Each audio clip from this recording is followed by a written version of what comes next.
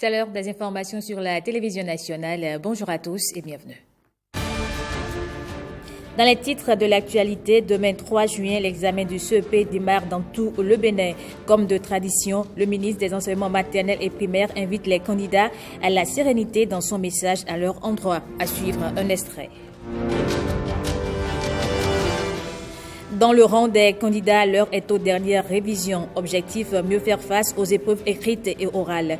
Nous avons fait le constat dans quelques écoles.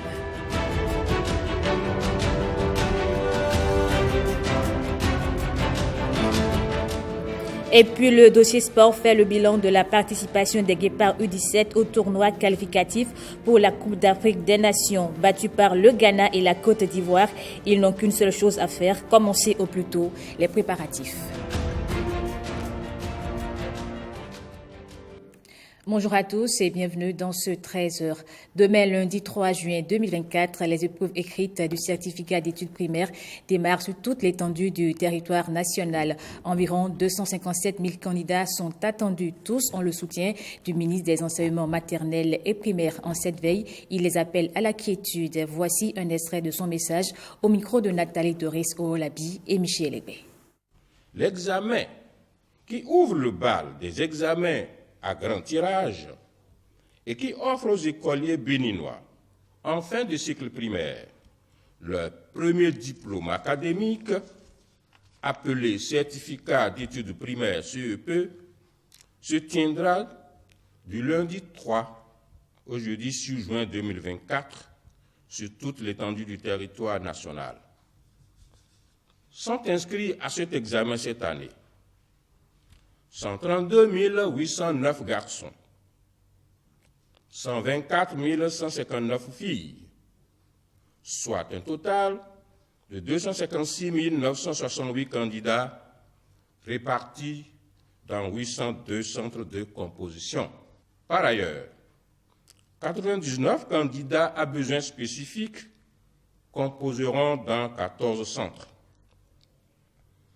Comparativement à la session de 2023, les statistiques du taux d'inscription affichent une croissance de 6,38%. À vous, chères candidates et chers candidats, restez sereins, déconcentrés, confiants en vous et sans panique. N'oubliez pas les consignes et conseils de vos maîtres et directeurs de vos écoles. Les épreuves d'examen ne portent sur rien d'autre que ce qu'ils vous ont enseigné. Pour cela, n'ayez donc pas peur. Soyez à l'heure dans vos centres respectifs, du début jusqu'à la fin. N'oubliez pas votre pièce d'identité et tous les outils de travail nécessaires à l'examen.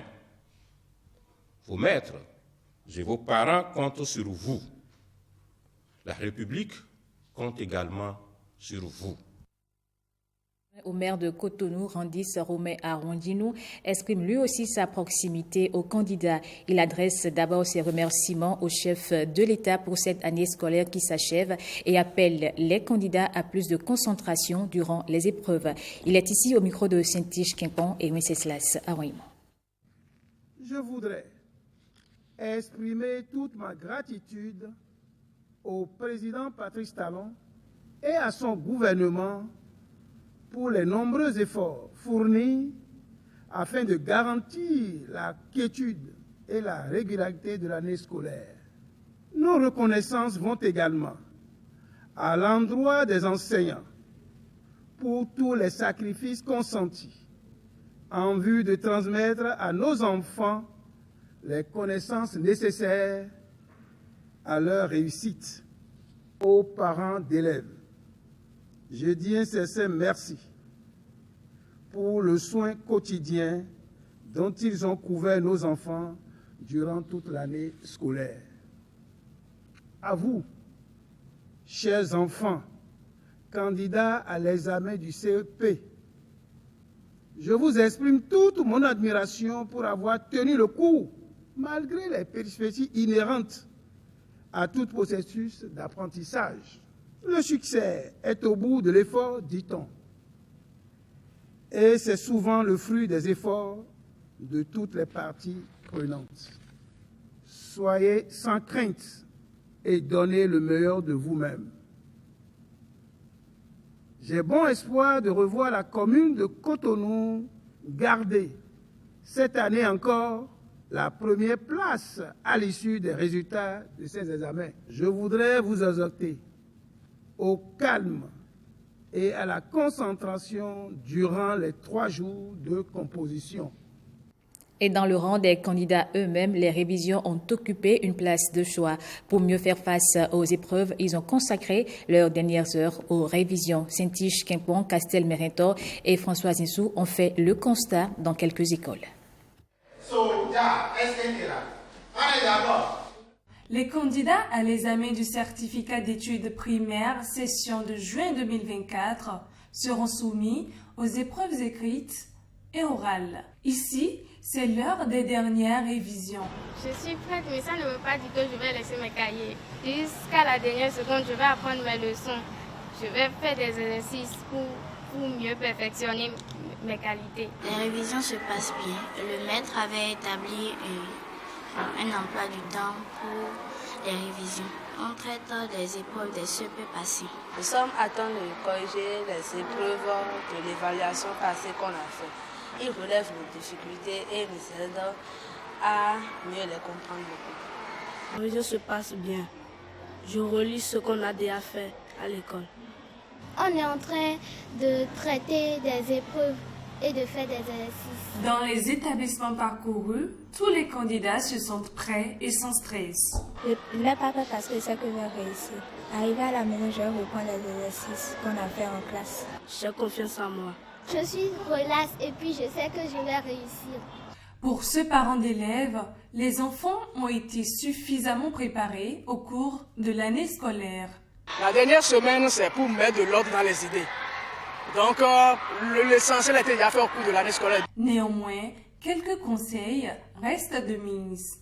Si j'ai des conseils à donner à tous les candidats du Bénin, comme je le fais pour nos apprenants ici, c'est d'être calme et de ne pas s'agiter sur les épreuves.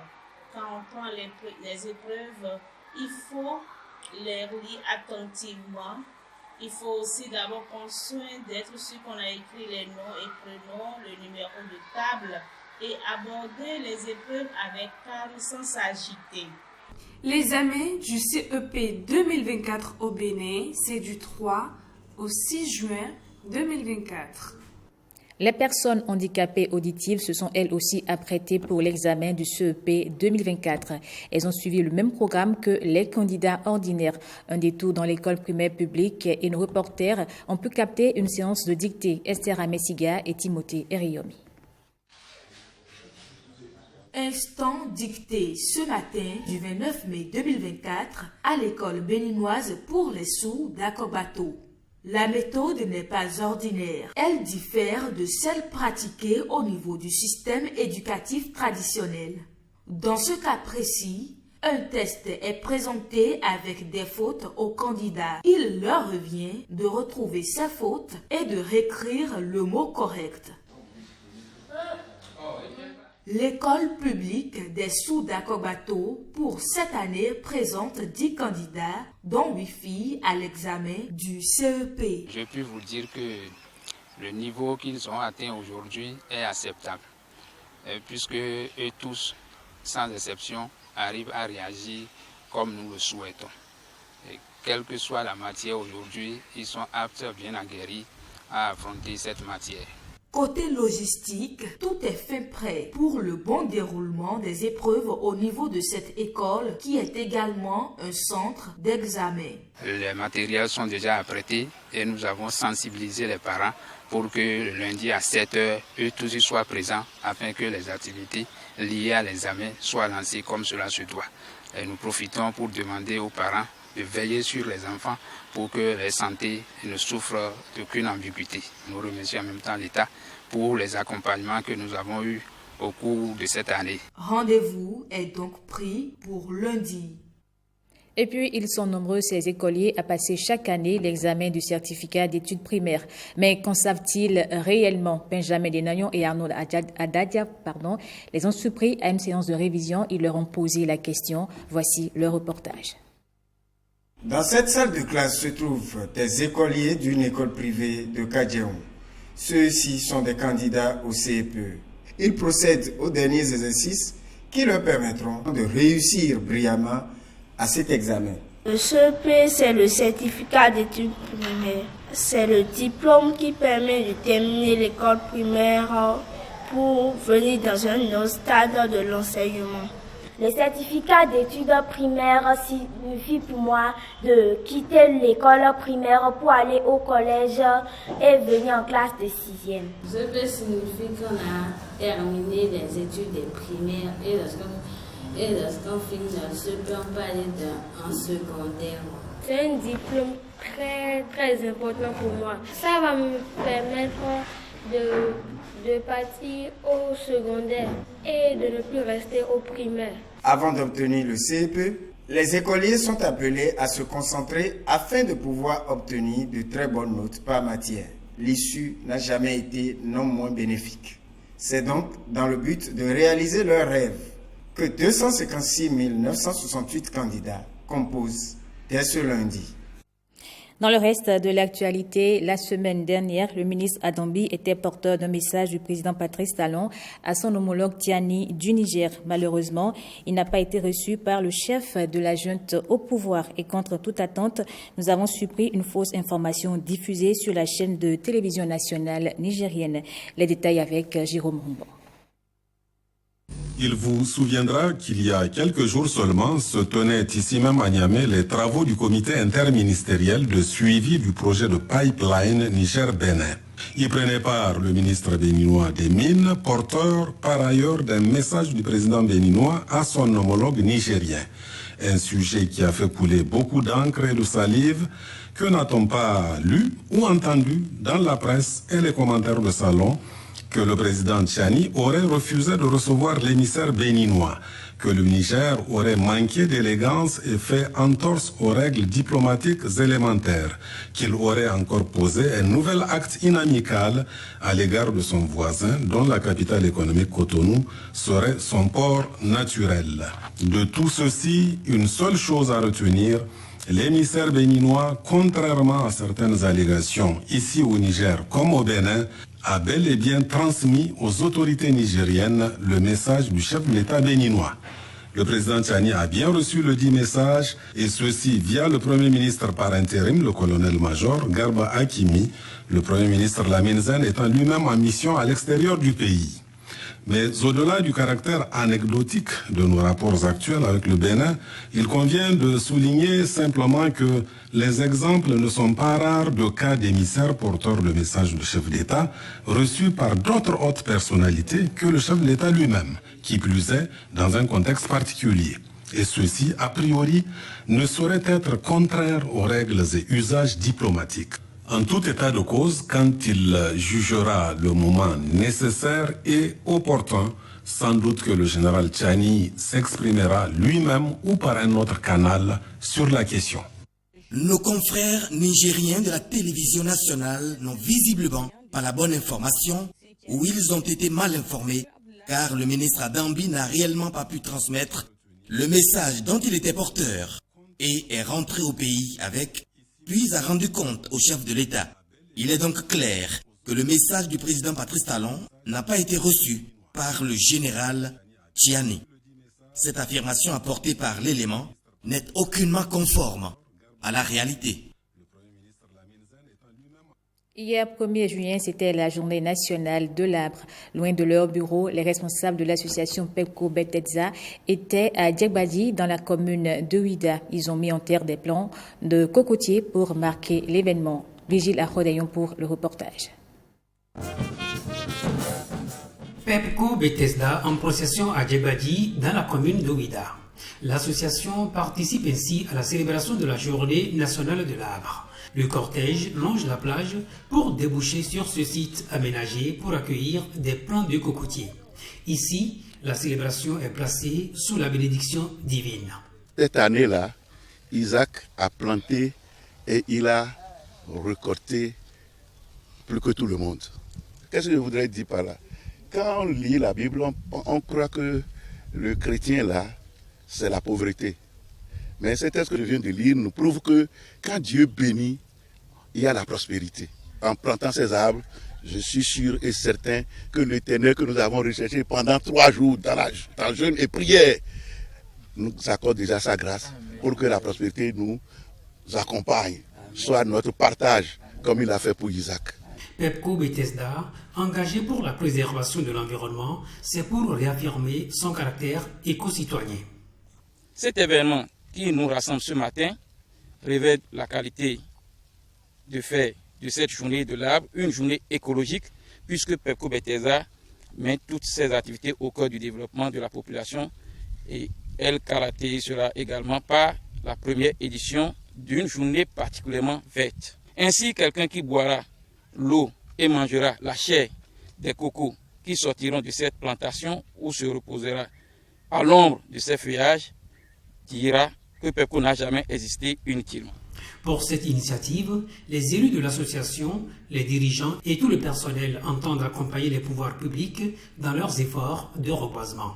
Aujourd'hui, nous mettons aux côtés de nos autorités pour sacrifier la tradition en venant ici mettre en terre des cocotiers pour répondre à l'aspiration du pouvoir central de faire en telle sorte que nous puissions reconstituer le couvert forestier, le couvert environnemental et végétal. Avant de partir. Après avoir planté des cocotiers, Pepco Bethesda plante aussi ce qu'elle appelle la plante de vie, c'est-à-dire la parole de Dieu. Elle distribue à l'occasion des livres censés semer dans le cœur l'amour et le pardon divin. Depuis quelques jours, les membres du gouvernement sont sur le terrain dans le cadre d'une tournée de reddition de comptes aux populations.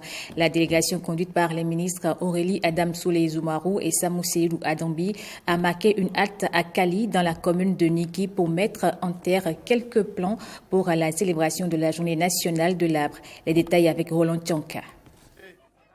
Un geste symbolique en faveur de l'environnement. Les membres du gouvernement en tournée de reddition de comptes aux populations de Borgou plantent des arbres dans la commune de Niki. D'ici quelques mois, 5000 pieds de teck croîtront sur ce domaine de plus de 2 hectares. Pour expliquer aux populations le bénéfice qu'il y a à planter des arbres, les 2 ministres conduisant la délégation gouvernementale se sont exprimés en langue locale.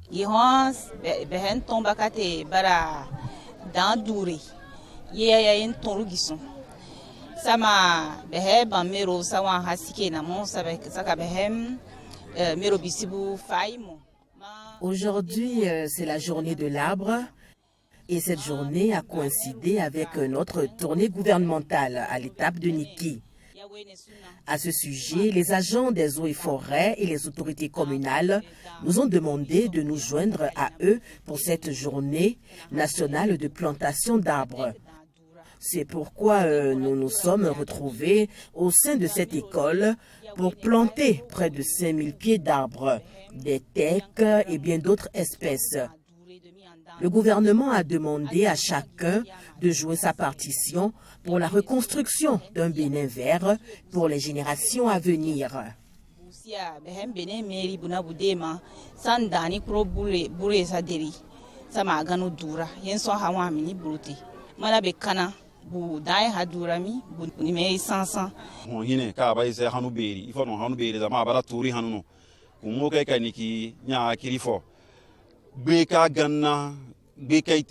Nous sommes venus rendre compte des activités du gouvernement aux populations de Niki. Nous ne pouvons pas venir en ce grand jour de célébration de la journée nationale de l'arbre sans planter des arbres. C'est pourquoi le maire nous a conduits ici. Ce jour n'est pas un jour à oublier à Niki. Vous savez, le reboisement revêt une importance capitale. Le changement climatique s'aggrave. De l'année dernière à cette année, nous sentons que la température monte de plus en plus. Pour lutter contre le réchauffement climatique, nous devons planter des arbres. Et j'invite toutes les catégories socio-professionnelles à faire autant. Nous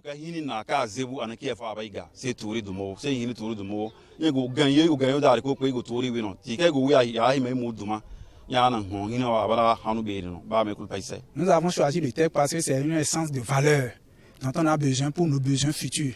Donc déjà, si nous pensons aux générations de demain, il faudrait commencer par préparer ce qu'ils vont utiliser pour le futur. C'est dans ce cas qu'on a choisi la variété tanzanienne du TEC, qui est une variété à croissance rapide. La tournée de reddition de comptes aux populations combine la réalisation des engagements du gouvernement et le respect de l'environnement en mettant en avant l'importance de la préservation de notre végétation.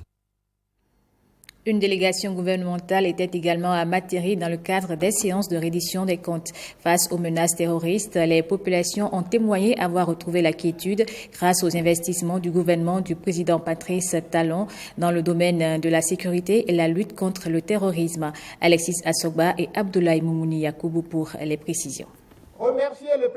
Face à la délégation gouvernementale, l'autorité municipale exprime sa gratitude au président Patrice Talon pour la quiétude retrouvée à Materi grâce aux investissements dans le domaine de la sécurité et la lutte contre le terrorisme.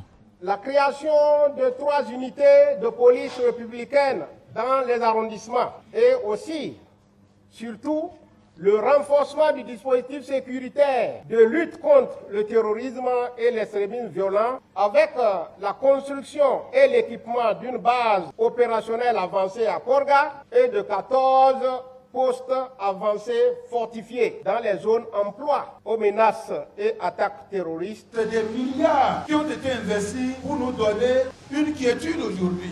C'est très important. Vous avez vu des régions de Diapaga.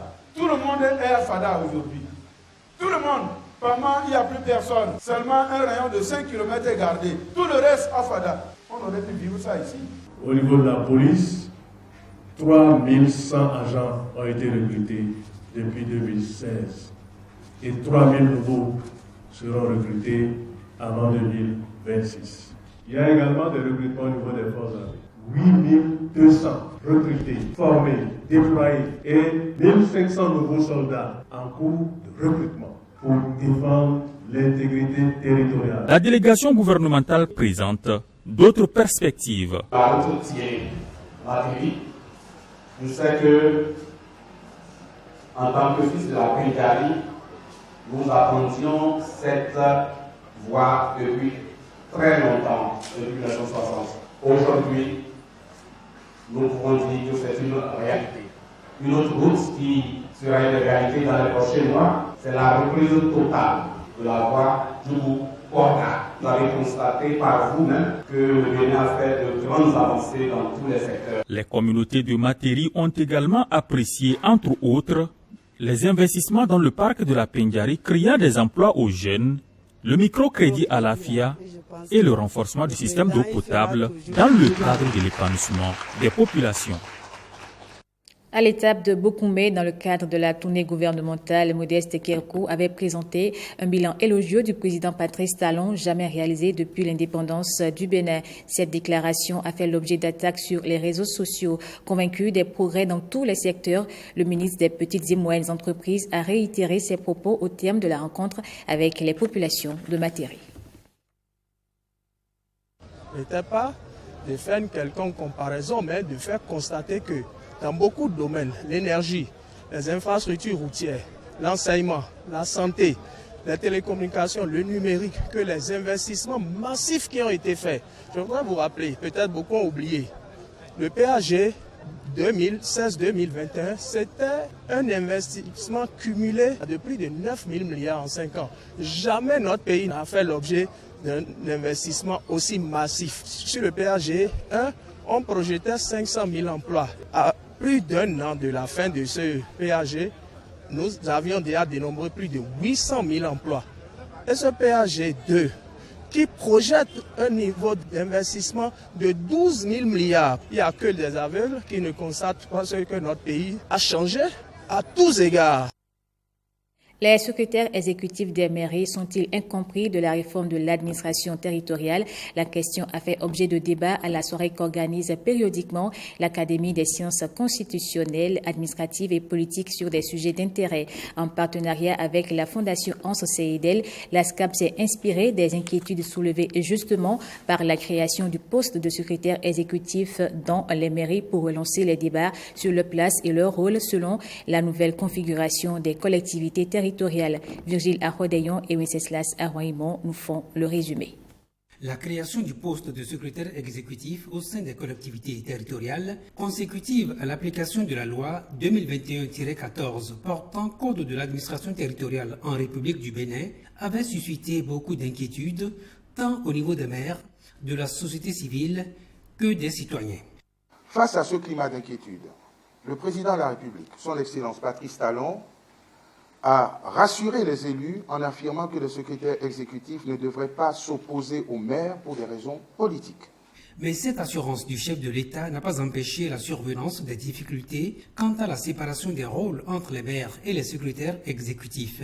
L'objectif de départ de la réforme de 2021, qui est d'améliorer l'efficacité de l'administration territoriale et de renforcer la décentralisation, est devenu aujourd'hui un casse-tête pour les communes. Cette réforme qui a pris corps en 2022 interroge. Elle interroge puisque nous avons vu les conditions dans lesquelles certains membres du conseil communal de Ouidah se sont plus ou moins opposés au secrétaire exécutif de la ville de Ouidah. C'est dire qu'il y a des questionnements qui interpellent non seulement les initiateurs de la réforme, les spécialistes, les acteurs de la décentralisation qui sont ici et les citoyens. Des interrogations qui sont au cœur de cette soirée débat que l'Académie des sciences constitutionnelles, administratives et politiques, ASCAP, organise en collaboration avec la Fondation Hans Seidel. Le vœu de la Fondation Hans Seidel de voir tous les citoyens béninois accompagner les politiques publiques pour un réel développement durable nous contraint à l'organisation de cette rencontre pour apporter une meilleure compréhension de la loi à tous et éviter des crises multiformes au sein de nos communautés. Il s'agira donc pour l'ASCAP et la Fondation Hans Seidel de proposer des causeries sur la redéfinition du rôle du maire, la place et le rôle des secrétaires exécutifs dans la gouvernance locale et les mécanismes de mise en œuvre de la responsabilité des élus locaux.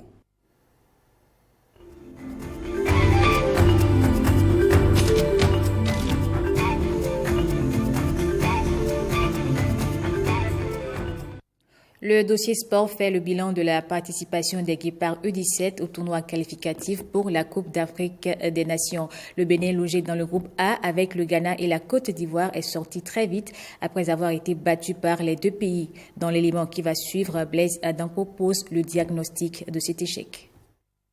C'est une histoire qui aurait pu être tout autre à Accra pour les Guépards U17. Des occasions manquées, pas de but marqué et une élimination en phase de groupe du tournoi qualificatif pour la Coupe d'Afrique des Nations dans la zone de l'Union des fédérations ouest-africaines, UFOAB. C'est la déception. Déçus, joueurs et staff technique ont une raison de l'être, mais tout n'est pas à jeter à la poubelle. Les gamins ont fait preuve de discipline sur le terrain. D'abord le 18 mai, l'équipe du Bain Renfort s'incline 1-0 dans le temps additionnel pour sa première sortie dans la compétition face à la Côte d'Ivoire. Ils ont malgré tout fait un très bon match. Une défaite qui met les Guépards U17 dos au mur avant leur deuxième rencontre face au pays organisateur, le Ghana. C'est un match qui s'est préparé dans la sérénité. Les séances d'entraînement mettent l'accent sur la précision devant les buts. Les coups de pied arrêtés sont travaillés. À la Côte d'Ivoire, nous avons eu quand même un bloc assez défensif. On a bien défendu, mais c'est offensivement quand même qu'on n'a pas vraiment montré de mordant. On a eu beaucoup de déchets techniques offensivement. Les choix ont été un peu mal faits dans les 3 contre 2, dans les 2 contre 1. Les situations de... Malheureusement, pas de but, pas de victoire face au Ghana au soir du 21 mai. Résultat, une élimination. Je pense que sur l'ensemble, disons, des 2 matchs et de ce groupe, comme je l'ai dit, quand on analyse un peu cette équipe de la Côte d'Ivoire et cette équipe du Ghana, je pense quand même qu'en toute honnêteté, qu'elles sont un peu au-dessus de l'équipe. Tout de suite, le diagnostic de cet échec est fait. Le manque de temps de préparation est visé, même si le ministère des Sports a fait son possible. Le ministère a fait ce qu'il doit faire. Le ministre a mis les moyens qu'il faut pour que les enfants puissent participer à cette compétition dans les bonnes conditions. Nous avons vu que les deux grandes équipes que nous avons rencontrées ont beaucoup plus de cohérence dans le jeu, techniquement au point. Je ne dirais pas que nos garçons ne sont pas au point techniquement, mais on a constaté qu'il a manqué des automatismes. Le foot, ça ment pas. Le foot est pour ceux qui travaillent. C'est en toute chose. Quand tu travailles déjà, c'est vrai que le football reste un jeu. Il y a la chance qui accompagne, mais il faut déjà être bon. Le Ghana et la Côte d'Ivoire méritent de passer. Je pense qu'on est là où on doit être. Ça va nous servir de leçon pour mieux nous préparer prochainement avant de venir. Une meilleure préparation faite de plusieurs regroupements et de matchs amicaux pourrait être le seul gage pour en arriver à atteindre le Graal, comme le Burkina Faso l'a fait à Accra en remportant le trophée devant la Côte d'Ivoire.